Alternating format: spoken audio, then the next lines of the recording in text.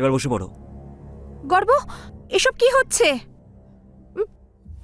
গর্ব, এটা কি করছো? গর্ব, গর্ব ছাড়ো আমাকে। গর্ব ছাড়ো। গর্ব, লিভ মি। গর্ব।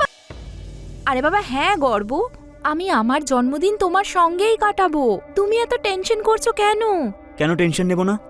তুমি আমার বেস্ট ফ্রেন্ড হও, তারপরেও তুমি নিজের জন্মদিনটা আমাকে ছাড়া নিজের বয়ফ্রেন্ডের সাথে সেলিব্রেট করতে চাইছো। গর্ব, তুমি আর অবিনাশ আমার কাছে একই রকম। তোমরা দুজনেই আমার জন্য ইম্পর্ট্যান্ট। আচ্ছা, একটা কাজ করা যাক। আমি আমার জন্মদিনের অর্ধেক দিন তোমার সঙ্গে কাটাবো, আর বাকিটা সময় ওর সঙ্গে। সর্টেড, ঠিক আছে? এবার খুশি তো? দেখো, অবিনাশের কল এসেছে। হ্যাঁ অবিনাশ, বলো। হ্যালো, হ্যাঁ প্রিয়া, কোথায় তুমি? আমি আমার বাড়িতেই আছি। ওই গর্ব এসেছে তো, তাই আমি আর গর্ব বসে এটাই ডিসকাস করছিলাম বার্থডেতে কি করব। আরে প্রিয়া, তুমি বাড়িতে কি করছো এখনো? তুমি তো জানো আজকে আমাদের শপিং এ যাওয়ার কথা ছিল। হ্যাঁ, কিন্তু আমি ডিসাইড করে নিয়েছি, আমি অর্ধেক দিন মানে ফার্স্ট হাফ মানে সকালটা আমি গর্বের সঙ্গে কাটাবো, আর সন্ধেটা তোমার সঙ্গে কাটাবো। প্রিয়া, এরকম কিচ্ছু হচ্ছে না। তুমি আমাকে কথা দিয়েছিলে যে তুমি আমার সঙ্গে যাবে, ফলে তুমি যাচ্ছ আমার সঙ্গে, ঠিক আছে? বুঝতে পেরেছো? পাক্কা সন্ধেবেলা আমি তোমার সঙ্গে যাব, ঠিক আছে? আচ্ছা ঠিক আছে, ওকে, বাই।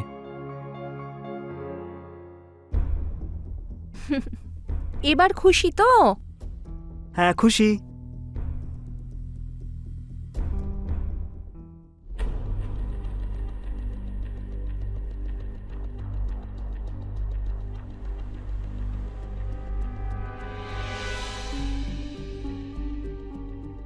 কি হয়েছে? এসে এরকম মুখ বেজার করে দাঁড়িয়ে পড়েছো? একটু ভালোবেসে কথা বলো, আমার কাছে এসে বসো। কি হলো? হ্যাঁ, বসো বসো বসো। সোনাম, আমার কথাটা শোনো। দেখো, তোমার এই ফালতু কথা শোনার মতো আমার সময় নেই, ঠিক আছে? আমি প্রিয়ার সাথে একটু বেরোবো। কে বারণ করেছে? চলে যেও, কিন্তু কিছু কোয়ালিটি টাইম আমার সঙ্গেও স্পেন্ড করো।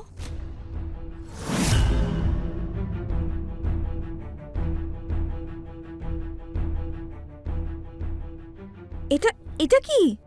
এটা প্রিয়া আমাকে গিফট করেছে। আচ্ছা, আচ্ছা, দেখো, ঠিক আছে, শ্শ্। দেখতে দাও কি। ওয়াও,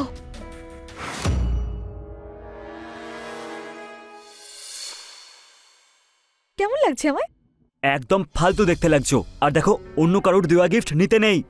সোহানা, সোহানা, চশমাটা দাও। শ্শ্, না, তুমি জানো এই চশমাটা না, কদিন আগে যে মুভিটা এসেছিল না, সেখানে আমি হিরোইনকে পড়তে দেখেছিলাম। আমার ভীষণ ভালো লেগেছে এটা, আমার তো এটা চাই। দেখো, বন্ধুত্বে তুমি সদ্ব্যবহার করছো। আচ্ছা, এটুকু অধিকার তো আছে আমার। হ্যাঁ, চশমাটা দাও। শ্শ্, না। তাও আমার দেরি হয়ে যাচ্ছে। শ্শ্, শ্শ্, কোথায় যাচ্ছ? এখন কোথায় যাচ্ছ? বসো। আচ্ছা চলে যেও, এখন বসো না। আমরা কিছুটা সময় আমাদের মতো স্পেন্ড করি। এখনই এসেছো, একটু বসে যাও।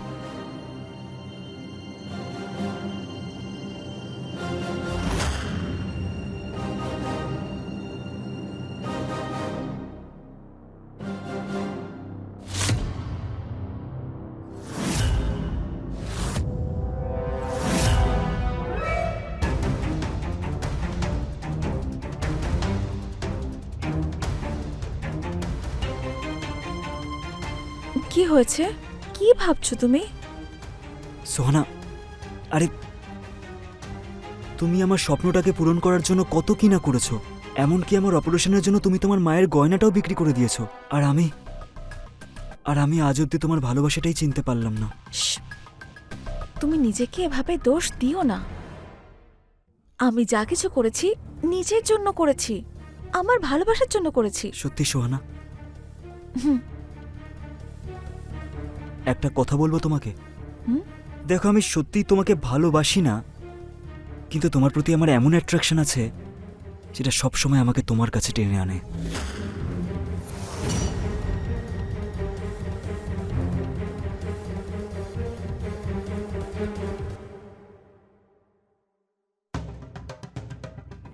Phone.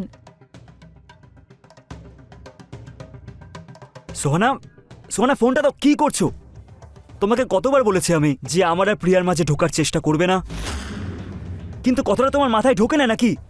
Because I love you. But আমি তোমাকে ভালোবাসি না, এই কথাটা কেন বুঝতে পারো না তুমি? এরপর থেকে আমাদের মাঝে ঢোকার একদম চেষ্টা করবে না। হ্যাঁ আমি জানি তুমি ওই প্রিয়াকেই চাও, তাই না? কিন্তু ও শুধু তোমাকে ওর বন্ধু মনে করে। আমি ওর এই বন্ধুত্বটাকেই ভালোবাসায় বদলে দেবো, দেখে নিও, দেখে নিও তুমি। আচ্ছা বাবা ঠিক আছে, আমি তো মজা করছিলাম। আচ্ছা বেশ, তুমি চলে যাও, ওকে? যাও।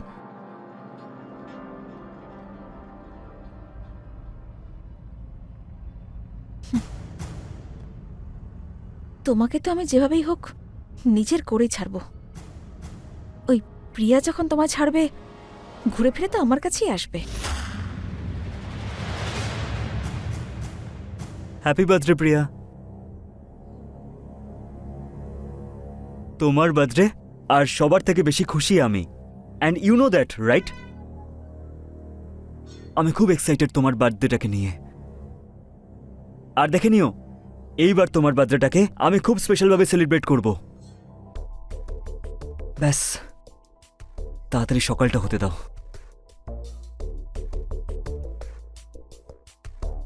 তুমি সত্যিই জানো না যে আমি তোমাকে কতটা ভালোবাসি। I love you so much Priya, I love you.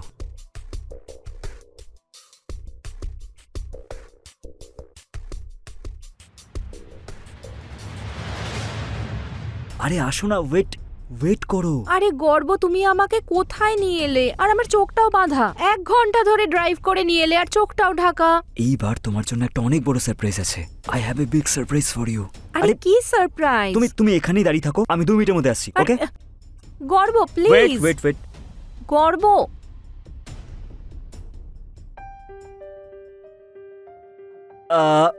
হ্যাঁ ওকে, হ্যাঁ everything is done. Happy birthday, happy birthday to you, happy birthday to you, thank you. Happy birthday প্রিয়া।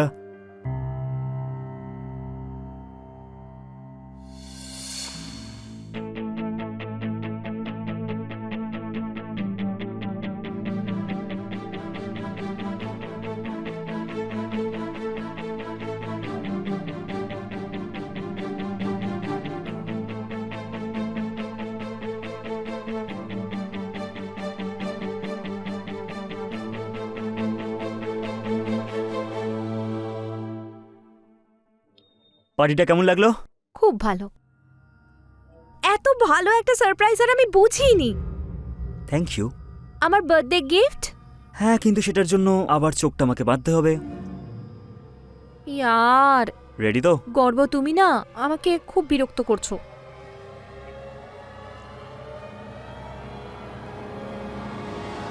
ডান, চলো এবার দাঁড়িয়ে পড়ো। আরে দাঁড়াও না, এবার হাতটা পিছনে করো। হাত কেন আরে পিছনে? পিছনে করো না, তারপর বলছি তো। কি করছো কি? দাঁড়াও না। বিরক্ত করছো তুমি আমায়। ওয়েট করো, ওয়েট বাবা। এটা আবার কি? আরে একটু দাঁড়াও না। আরে গর্ব, এটা কি করছো? আমার হাত কেন বাঁধছো? Wait wait wait. গর্ব, আমার হাত কেন বাঁধছো তুমি? আরে দাঁড়াও না, এবার বসে পড়ো। গর্ব, এসব কি হচ্ছে? গর্ব, এটা কি করছো? গর্ব, গর্ব ছাড়ো আমাকে। গর্ব ছাড়ো। গর্ব লিভ মি। গর্ব ছাড়ো। প্রিয়া ম্যাডাম, আপনার সঙ্গে সব কে করেছে? ওই আপনি তার নাম বলতে পারবেন আমায়?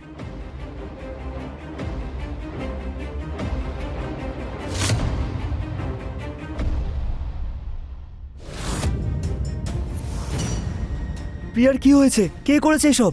আপনি কে? আগে আমি প্রিয়ার বেস্ট ফ্রেন্ড, কিন্তু প্রিয়া। দেখুন, ওনার সঙ্গে কি হয়েছে সেটা ওনার জ্ঞান ফিরলে তবেই জানতে পারা যাবে, কিন্তু ওনার কল লিস্টে শেষ নম্বরটা আপনারই ছিল, তাই আমরা আপনাকে ফোন করেছি।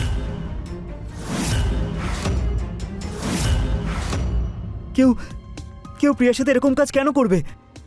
ওর সাথে তো কারোর কোনো শত্রুতাও নেই। সেটাই তো বুঝতে পারছি না, ওনার জ্ঞান ফেরার জন্য অপেক্ষা করতেই হবে। আচ্ছা ইন্সপেক্টর স্যার, আমাকে যেতে হবে, কারণ আমার মা হসপিটালে অ্যাডমিট আছে, আমাকে যেতে হবে, তাই আপনি যদি কিছু জানতে পারেন আমাকে প্লিজ বলবেন। ওকে ওকে ওকে আর আমি আপনাদেরকে সাহায্য করার জন্য সবসময় তৈরি। ওকে ঠিক আছে। ঠিক আছে ইন্সপেক্টর স্যার। ঠিক আছে ঠিক আছে স্যার, প্রিয়ার একটা কল ডিটেলস বের করা হয়েছে, যেখানে অবিনাশ নামের একটা ছেলের সব থেকে বেশি কল রেকর্ড পাওয়া গেছে। তাহলে এই অবিনাশের অ্যাড্রেস খুঁজে বের করো, ওর সঙ্গে দেখা হলেই সবটা জানতে পারা যাবে। ঠিক ঠিক আছে আছে, স্যার। যাও। তুমি ওকে চেনো? হ্যাঁ স্যার, ও তো আমার গার্লফ্রেন্ড প্রিয়া। কিন্তু কি হয়েছে ইন্সপেক্টর স্যার? প্রিয়া এখন হসপিটালে, ওর অবস্থা অত্যন্ত গুরুতর। আসলে কেউ ওকে রেপ করেছে আর ওকে প্রাণে মারার চেষ্টা করেছে। আপনি কি বলছেন ইন্সপেক্টর স্যার? আজ প্রিয়ার বার্থডে আর সন্ধ্যেবেলা ওর সঙ্গে দেখা করে আমাদের বার্থডে সেলিব্রেট করার কথা। না, এটা হতে পারে না। এটা কিভাবে হয়েছে সেটা তো আপনিই বলতে পারবেন অবিনাশ। দেখুন, ভালোই ভালোই সত্যি কথাটা আমাদের জানিয়ে দিন, না হলে সত্যি কথা বের করার অনেক উপায় আমাদের জানা আছে। ইন্সপেক্টর স্যার, সত্যি বলছি আমি কিচ্ছু জানি না। ইনফ্যাক্ট আমি অনেকক্ষণ ধরে ওকে কল করার চেষ্টা করছি, ওর ফোনটাও লাগছে না। আর এমনিতেও ও আমাকে বলেছিল যে সকালে ও গর্বের সঙ্গে ঘুরতে যাবে। আর এই দেখুন, ও আমাকে যাওয়ার আগে কলও করেছিল। এই দেখুন। গর্ব চোপড়া, এ তো সেই প্রিয়ার বেস্ট ফ্রেন্ড। মিস্টার পান্ডে, হ্যাঁ স্যার। এই নাম্বারে একটু ফোন করুন তো। আচ্ছা, এই ছেলেটা পুলিশের সাথে গেম খেলছে।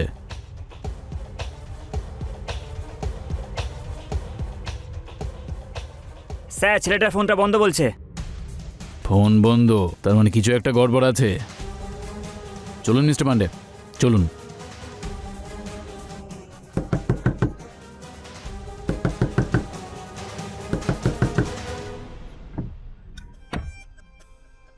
তুমি? সোহানা, দরজাটা বন্ধ করো। কি হয়েছে? তুমি তুমি এরকম টেনশন করছো কেন? কি হয়েছে? তুমি এক গ্লাস জল আনতে পারবে আমার জন্য প্লিজ? হ্যাঁ আমি দিচ্ছি, তুমি। তুমি জল আনো। হ্যাঁ আনছি আমি, তুমি বসো এখানে আগে, বসো। কি হয়েছে? এত টেনশন করছো কেন? তুমি কি হয়েছে বলো? আরে জল নিয়ে আসো না তুমি প্লিজ। হ্যাঁ আমি আনছি, কিন্তু তুমি। আমি বলছি তুমি জল আনো না। ওকে ওকে।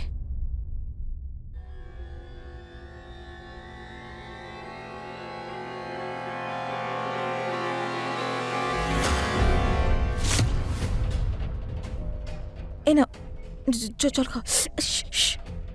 আস্তে খাও, বিষম খাবে। এরম ভাবে কেউ না।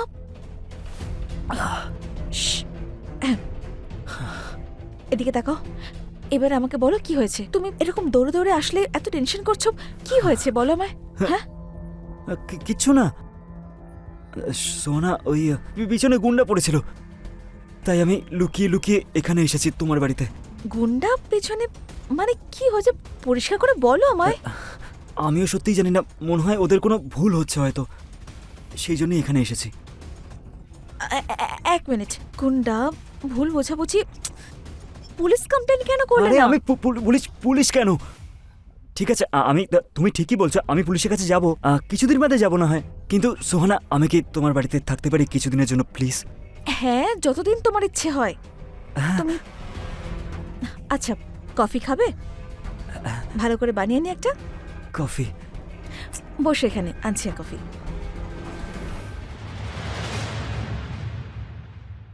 হয়েছেটা কি?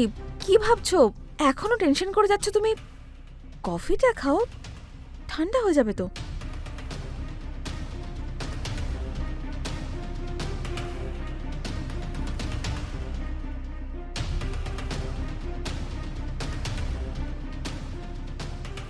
কি হয়েছে তোমার? তুমি এত মনমরা হয়ে পড়েছো কেন? কি হয়েছে বলো বলো। সোহানা, হ্যাঁ দেখো, আজ অব্দি আমি তোমার ভালোবাসাটা বুঝতে পারিনি। আমার অনেক বড় ভুল হয়ে গেছে, প্লিজ আমাকে ক্ষমা করে দাও। না, আমি জানতাম যে তুমি নিশ্চয়ই আমার কাছে ফিরে আসবে, জানতাম আমি। এতটা বিশ্বাস আমার উপর? তা নয় তো কি, তোমাকে ভালোবাসি যে আমি। এখন ঠিক লাগছে? এবার ঠিক আছে।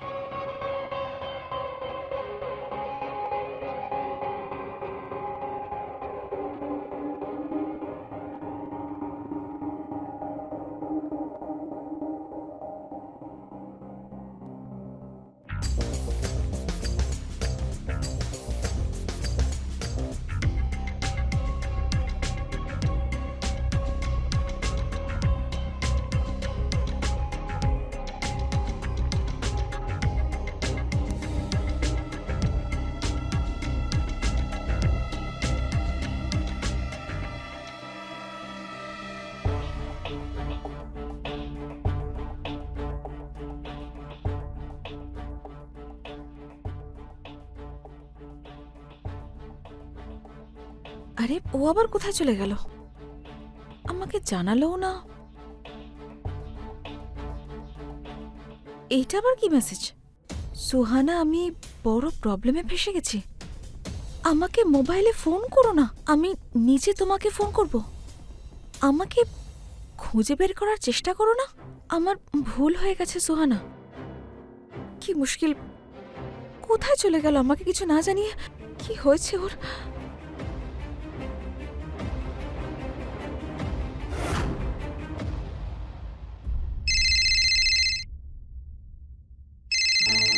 হ্যাঁ, আপনি গাড়ি পাঠিয়ে দিয়েছেন তো? ঠিক আছে, হ্যাঁ আসছি 2 মিনিটের মধ্যে। হ্যাঁ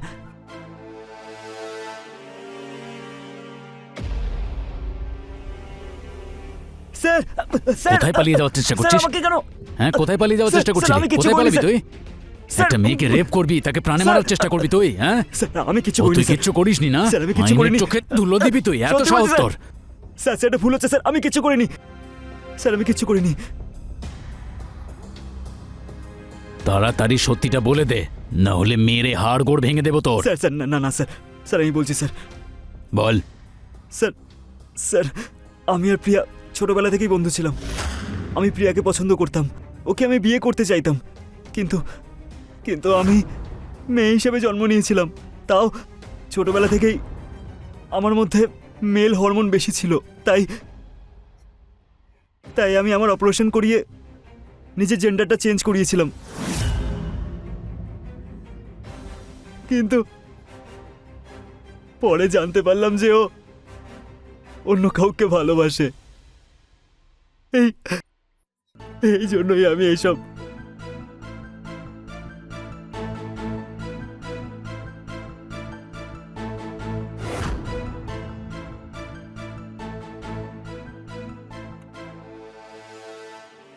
হ্যালো বিউটিফুল। ও থ্যাংক ইউ। এসো ভেতরে এসো, বাইরে কেন দাঁড়িয়ে?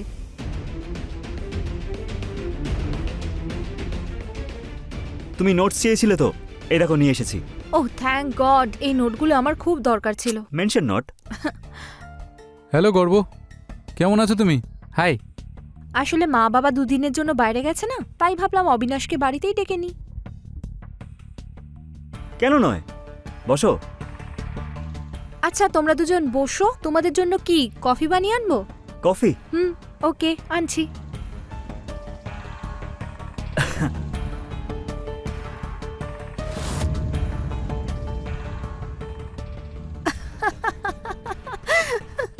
আচ্ছা যাই হয়ে যাক, গর্ব কিন্তু আমার সাইড থেকে যাবে আমার বিয়েতে, হ্যাঁ?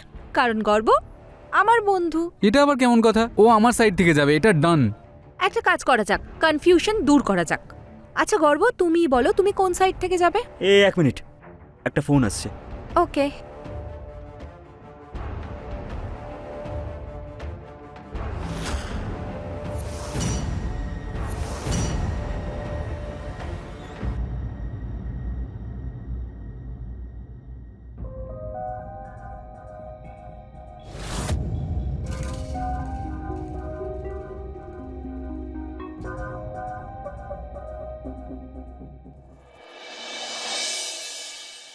কি হয়েছে গর্ব? তোমার আমার সঙ্গে কিছু জরুরি কথা ছিল না? প্রিয়া, একটা কথা বলতে পারি? বলবো কি? প্রিয়া, আমার মধ্যে কি কোনো অভাব আছে নাকি? এ আবার কেমন কথা বলছো তুমি? তোমার মধ্যে কিসের অভাব আছে? তুমি তো খুবই বুদ্ধিমান আর ম্যাচিওর মানুষ। সত্যি বলছো প্রিয়া? তাহলে তুমি আমাকে কেন বিয়ে করছো না প্রিয়া, প্লিজ? এটা তুমি কি বলছোটা কি? তুমি তো জানো আমি অবিনাশকে ভালোবাসি। আমি এসব নিয়ে কখনো ভাবিনি। হ্যাঁ, কিন্তু আমিও তো তোমাকে ভালোবাসি, তাই না প্রিয়া? আর আমি তোমাকে খুব খুশিতে রাখবো, বলছি তো। ওই অবিনাশ ঠিক না তোমার জন্য। আমি তোমাকে সবসময় খুশিতে রাখবো প্রিয়া, আই প্রমিস। তুমি কি পাগল হয়ে গেছো? তুমি ভালো করে জানো আমি অবিনাশকে বিয়ে করতে চলেছি, তাহলে এইসব কেন? প্রিয়া দেখো, আমি তোমাকে ছাড়া থাকতে পারছি না, আর আমি তোমাকে অন্য কারোর হতে দিতে পারি না। দেখো, আমি তোমাকে খুব খুশিতে রাখবো, I promise you Priya, I promise you. আমি তোমাকে খুব খুশিতে রাখবো। প্লিজ তুমি ওই অবিনাশকে ছেড়ে দাও। আমি ওকে রাস্তা থেকে সরিয়ে দেবো। আমি ওকে মেরে দেবো প্রিয়া। তোমার কি মাথা খারাপ হয়েছে নাকি? কিন্তু যখন সবার লাস্টে স্যার প্রিয়া আমাকে থাপ্পড় মারলো, তখন আমার খুব রাগ হয়েছিল। আমি তখনই ডিসাইড করেছিলাম যে স্যার আমি প্রিয়াকে ছাড়বো না। তারপর স্যার আমি প্রিয়ার কাছে ক্ষমাও চেয়েছি, আর সবসময়ের বন্ধু হয়ে থাকবো বলে রিকোয়েস্ট করেছিলাম স্যার। কিন্তু যখন ও আমার কথাটা শুনে এগ্রি হলো, তারপর আমি ওর বার্থডে প্ল্যান করেছিলাম স্যার। ওর বার্থডে সেলিব্রেট করতে আমি নিজে ওর সাথে গেছিলাম, ওকে কনভিন্স করলাম। তারপর প্রিয়া কিছু ঘন্টা আমার সাথে থাকার জন্য রাজি হয়েছিল স্যার। তারপর আমি ওখানে গিয়ে গোপনে ওকে রেপ করেছিলাম স্যার। আর রাগের মাথায় ওর হাতে শিরা কেটে দিয়েছিলাম স্যার, যাতে ও ছটপট করতে করতে মরে যায়। স্যার হ্যাঁ, ভালোবাসা আর বন্ধুত্বের নামে কলঙ্ক তুই। ওই মেয়েটা তোকে এতটা বিশ্বাস করলো, আর তুই তার বিশ্বাস ভঙ্গ করলি। না স্যার, তোকে আমি এমন শাস্তি দেওয়াবো যে কোনো ছেলে এরপর কোনো মেয়ের সঙ্গে এরকম করার আগে 10 বার ভাববে। নিয়ে চলো একে, হট, চলো নিয়ে চলো। আমি রানী চ্যাটার্জি আপনাদের থেকে বিদায় নিচ্ছি। আবার দেখা হবে ক্রাইম চক্রের নতুন একটা এপিসোডে, নতুন একটা গল্পে। সতর্ক থাকুন, সুরক্ষিত থাকুন। জয় হিন্দ।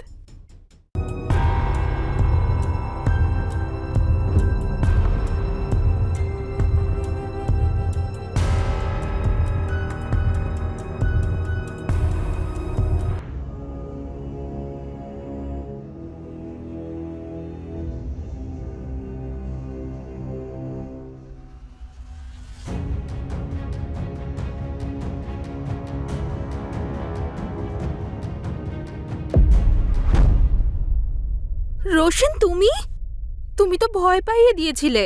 তো ম্যাডাম, গেটটা তো বন্ধ করে রাখা উচিত। আচ্ছা, যদি অন্য কেউ চলে আসতো আর আমার সোনাকে নিয়ে চলে যেত তো? আচ্ছা, তাহলে তুমি আমাকে নিয়ে যাওয়ার বদলে অন্য কারোর আসার অপেক্ষা করছো? তুমি আমার সঙ্গে টেস্ট ম্যাচ খেলাটা বন্ধ করো। আর আমাদের এই যে ডিসিশনটা, তোমার থার্ড আম্পায়ার দাদা আছে না, ওনার জন্যই পেন্ডিং এ রয়েছে। হুম। দাদার সঙ্গে কথা বলেছো?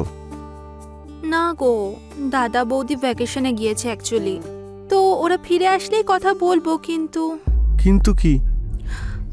কিন্তু পনের কথা আমি ওদেরকে বলতে পারবো না। তুমি তো জানো যে আমার টাকার কত প্রয়োজন, আর তোমার দাদার কাছে তো টাকা আছে। তোমার ভাগের জমি বিক্রি করলেই তো তোমার দাদা টাকা পেয়ে যাবে। তাতে তুমি যে ভাগটা পাবে, আমি তো সেটাই চাইছি। এটা আবার পণ নাকি? কিন্তু তুমি কি জানো রোশন, আমাদের এখানে ছেলের বাড়ি থেকে যা কিছু ডিমান্ড করা হয় তাকে পণ হিসেবেই গণ্য করা হয়। যদি দাদা রাজি না হয় তো? তুমি আমাকে ভালোবাসো না? বলো আমাকে, তুমি ভালোবাসো না? বাসি তো আমি। তাহলে তুমি বলো না। রাজি না হলে অন্য উপায় ভাবতে হবে। কিন্তু তুমি তো জানো যে আমার টাকার কত প্রয়োজন, আর তার জন্য আমি সব কিছু করতে পারি। আচ্ছা, আমার জন্য? তোমার জন্য তো আমি আমার জীবন দিতে পারি। ওকে। আর তুমি বললে আমি জীবন নিতেও পারবো। আচ্ছা।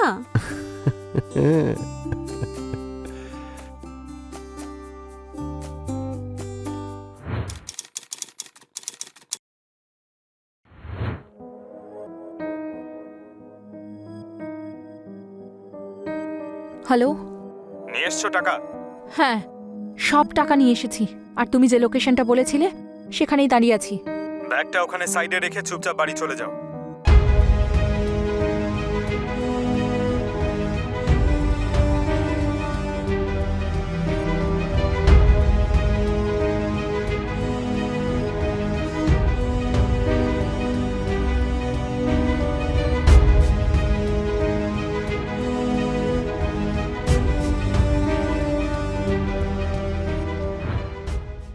নতুন নতুন বিয়ে হওয়ার পর নৈতিক আর রুচি নৈতিকের দিদি শ্বেতার সঙ্গে শহরে কিছু মাস আগেই শিফট করেছিল। শ্বেতার বয়ফ্রেন্ড রশনও সেই শহরে এসে থাকতে শুরু করে। শ্বেতা রশনকে খুব ভালোবাসত, কিন্তু রশন হয়তো টাকার জন্য শ্বেতাকে বিয়ে করতে চাইছিল। আমাদের সমাজে পণ প্রথা উই পোকার মতো কাজ করে। এই প্রথা নারীদের জীবনকে ধীরে ধীরে পুরো শেষ করে দেয়। রোশন শ্বেতার মাধ্যমে ওর পরিবার থেকে পণ আদায় করতে চেয়েছিল। শ্বেতার পরিবারে নৈতিক আর বৌদি ছাড়া অন্য কেউ ছিল না। শ্বেতা একদিন সাহস করে তার দাদাকে সম্বন্ধের কথা বলে। তারপর না না বৌদি, তেমন কিছু নয়, আমি তো এমনি।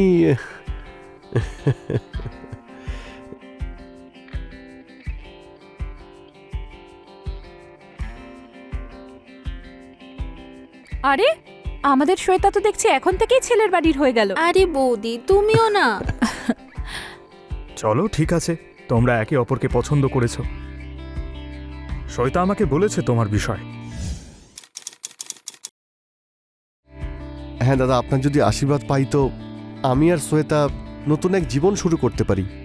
দাদার আশীর্বাদ তো সব সময় বোনের ওপর থাকবেই।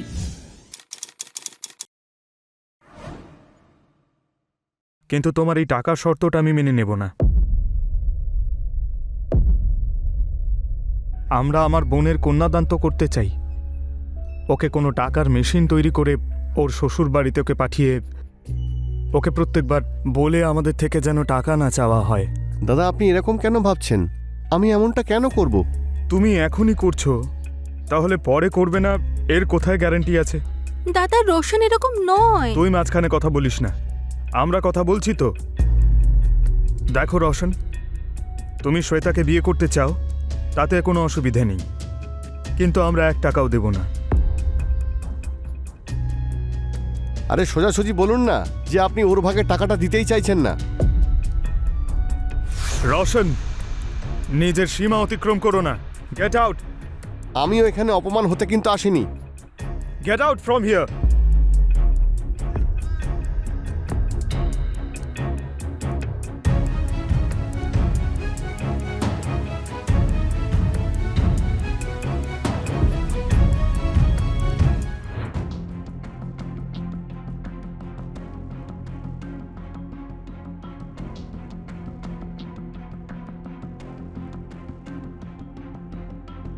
যেটা হলো সেটা ভালো হলো না। শ্বেতাও হয়তো মনে মনে এটাই ভাবছে যে ওর সম্পত্তি আমরা হাতিয়ে নিতে চাইছি। আমাদের কাছে এটা ভাবার সময় নেই এখন। আর শ্বেতাকে তো আমরা এরকম পরিবারে কোনোদিনই পাঠাবো না যেখানে মানুষ টাকার জন্য বসে রয়েছে। তুমিও ঠিকই বলছো, কিন্তু শ্বেতাকে সেটা কে বোঝাবে? ও তো রোশনকে বিয়ে করবে বলে জেদ ধরে বসে আছে। তুমি তো জানো শ্বেতা অবুঝ, কিন্তু তার মানে তো এটা নয় যে ওর অবুঝপনায় আমরা ওর সঙ্গ দেব। তুমি টেনশন করো না, কিছু একটা করছি।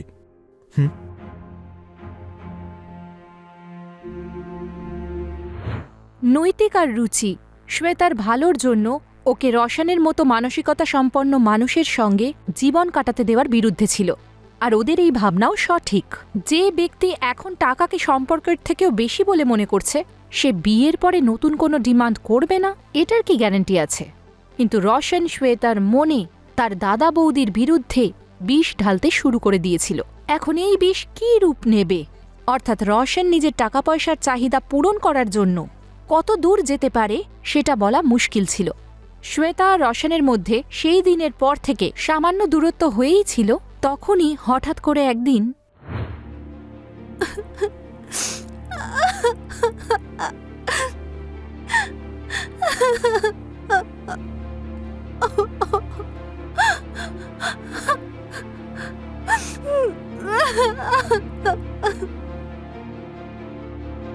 স্যার, হাজব্যান্ড ওয়াইফ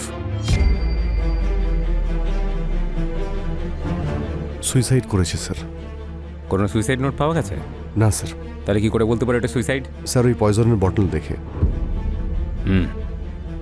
এটাকে ফরেন্সিকের জন্য পাঠাও। ম্যাডাম, 2টো বডিকে পোস্টমর্টমের জন্য পাঠিয়ে দিন। ঠিক আছে।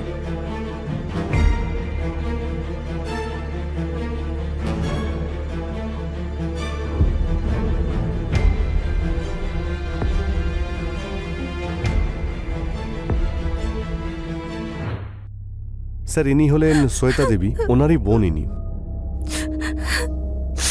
শ্বেতা দেবী আপনার দাদা বৌদি কি কোনো মানসিক অবসাদের মধ্যে দিয়ে যাচ্ছিলেন, বা এমন কিছু যেটার জন্য ওরা সুইসাইড করতে পারেন?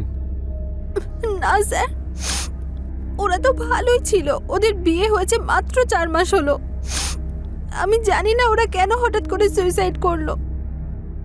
ওনার সঙ্গে কারোর কোনো শত্রুতা ছিল যে ওনার বিরুদ্ধে ষড়যন্ত্র করতে পারে? না স্যার, আমরা এখানে নতুন এসেছি, আমরা আগে থাকতাম না এখানে, কাউকেই চিনি না আমরা। শুধু দাদার একজন বন্ধু আছে, তার থেকে বেশি দাদা কিছু শেয়ার করেনি আমার সঙ্গে। আপনি প্লিজ নিজেকে একটু সামলান। যাই হয়ে থাক না কেন, ইনভেস্টিগেশনে ঠিক জানা যাবে।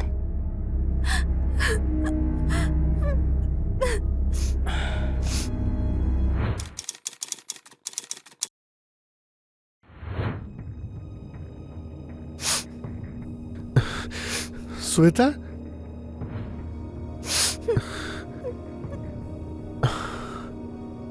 নিজেকে শান্ত করো তুমি। কোথায় ছিলে তুমি এতদিন?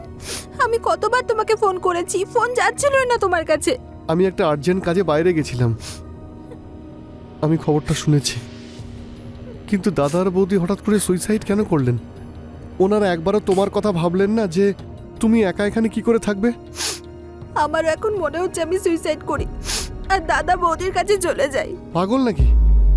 এরকম কথা আর কোনোদিনও বলবে না। এখন তো আমি এসে গেছি। এতদিন তো ছিলে না, তাই ভেবেছিলাম তুমি আমাকে ছেড়ে চলে গেছো। এখন তো আমি এসে গেছি, সারা জীবন আমি তোমার সঙ্গেই থাকবো।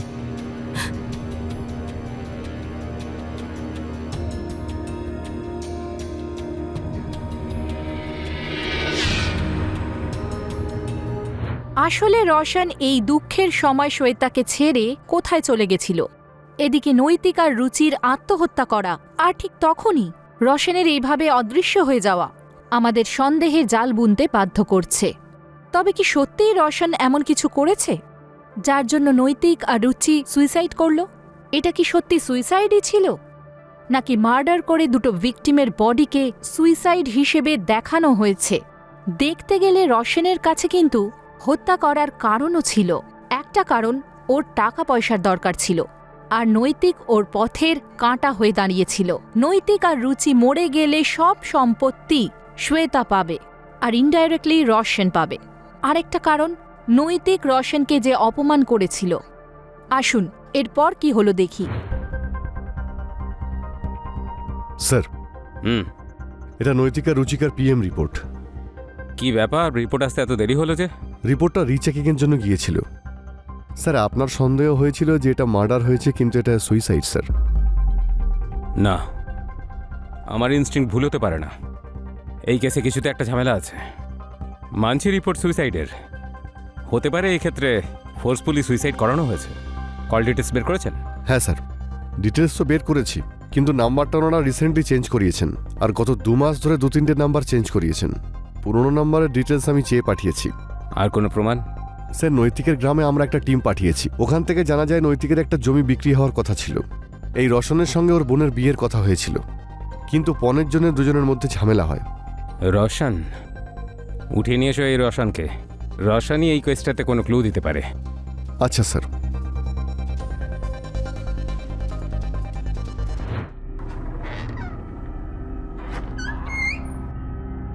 স্যার, এই হলো রোশন। তাহলে মিস্টার রোশন, এবার বলুন বিয়ের প্রস্তুতি কেমন চলছে? স্যার, আপনি আমাকে এখানে কেন নিয়ে এসেছেন? কি করেছি আমি? আপনি একটা পরিবারকে পণের জন্য এতটাই বাধ্য করেছেন যে ওই পরিবারের বড় ভাই আর বৌদি সুইসাইড করেছে।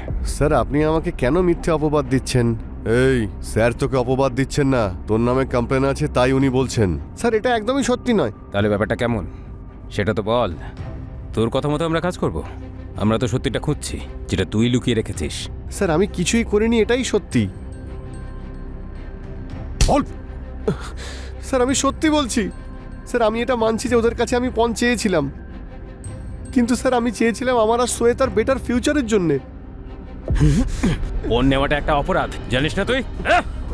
স্যার, আমার মনে হয়েছিল এতে ওনাদের অসুবিধে হবে না। ওনার বোনের ভবিষ্যতের জন্যই তো চেয়েছিলাম। এ তো এইভাবে মানবে না। যতক্ষণ না ও মুখ খুলছে, মারতে থাকো একে। স্যার, সত্যিটা বল।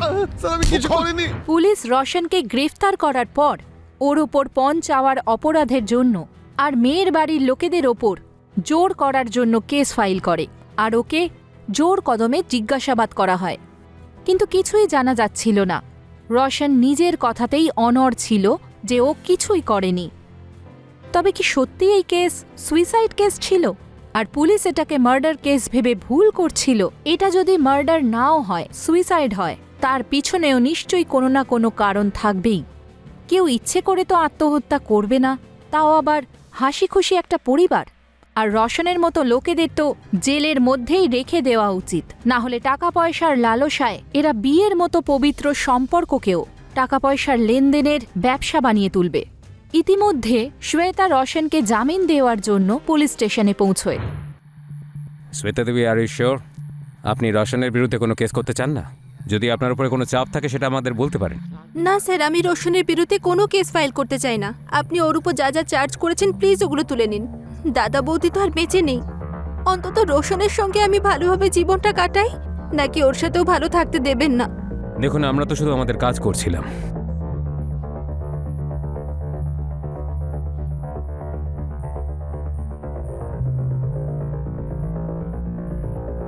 তুমি ঠিক আছো? রোশন, তুমি যেতে পারো। ইনি তোমার বিরুদ্ধে কোনো কেস করতে বারণ করেছেন।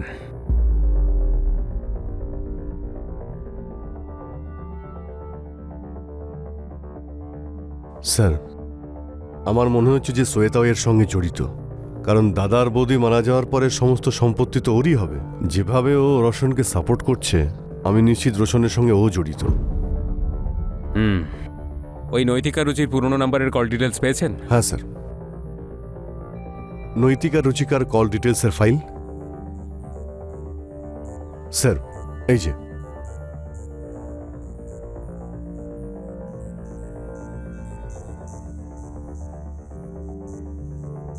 একটা নাম্বার দুটো কল লিস্টেই কমন, আর ওই নাম্বার থেকে ফ্রিকোয়েন্টলি কলও করা হয়েছে, তাও অড টাইমিং। ওইটার খোঁজ লাগাও।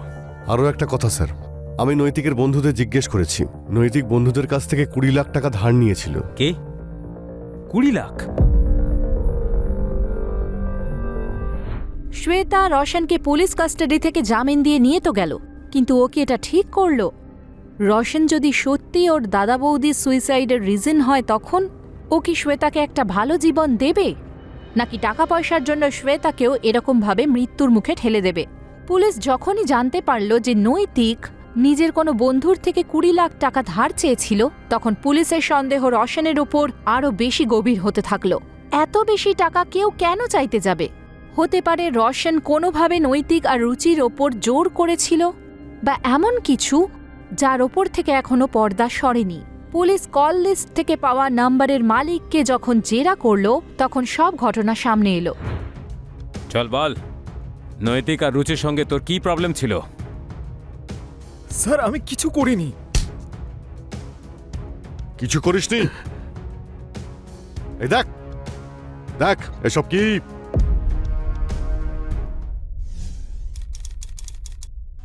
এবার সত্যিটা বল, না হলে এত মারবো না যে তোর আত্মাও শরীর থেকে বাইরে বেরিয়ে পোজ দেবে। বল। বলছি স্যার, আমার টাকার খুব দরকার ছিল। নৈতিক আর রুচি আমার গ্রামেই থাকতো। ওদের বিয়ের পর ওরা শহরে চলে যায়। তারপর আমি জানতে পারি নৈতিক ওর জমিটা বেচে দেবে, ওর কাছে অনেক টাকা আসবে। তারপর সোশ্যাল মিডিয়া থেকে ওদের ফটো বের করে মব করি আর নিউড বানিয়ে দিই।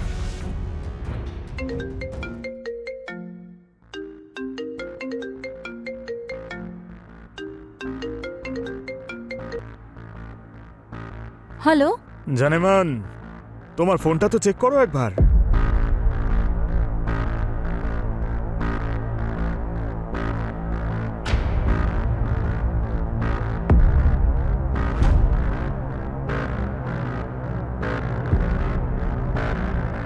এইসব তো আমার সোশ্যাল মিডিয়ার ফটোজ। এগুলো দিয়ে কি করেছো তুমি? আর কে তুমি? তুমি জানো এগুলো মব ফটোজ, আর আমি জানি, কিন্তু পাবলিক তো ফটো দেখে পুরো মজা নেবে। যখন তোর বউকে লোকে এই অবস্থায় দেখবে, তখন ভাব তোর মনের অবস্থা কি হবে। কে তুমি? কেন করছো এইসব? দেখো। দেখবে তো এবার লোকে রঙিন যৌবন তোমার। তোর আর তোর স্বামীর বাইরে বেরোনো মুশকিল হয়ে যাবে। পুরো ইন্টারনেটে তোর ফটো ভাইরাল করে দেব। যেখানে যাবি লোকে তোদের দিকে নোংরা নজরেই তাকাবে। বল, করে দেব ভাইরাল? দেখুন, আপনি যেই হন, আপনি যা চান সব দেব আমরা। ফটোটা ভাইরাল করবেন না? আমাদের জীবন নষ্ট হয়ে যাবে। 20 লাখ টাকা রেডি রাখিস, জায়গাটা আমি বলে দেবো। আর শোন, তোর বউকে একাই পাঠাবি।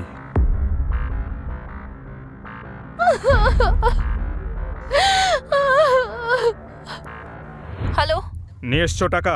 হ্যাঁ সব টাকা নিয়ে এসেছি, আর যে লোকেশনটা বলেছিলে সেখানেই আছি। ওইখানে সাইডে ব্যাগটা রেখে চুপচাপ চলে যাও।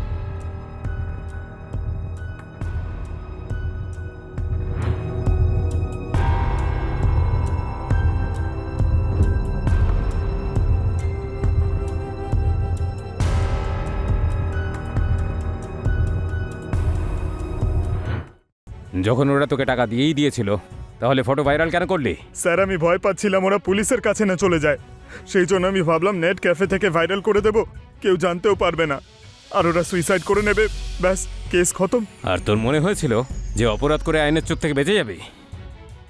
অপরাধী যতই ধুরন্ধর হোক না কেন, আইন তাকে ঠিক ধরে ফেলে। একে এত মারো যেন নিজের ফটো এডিট করার আগেও ও 100 বার ভাবে। স্যার,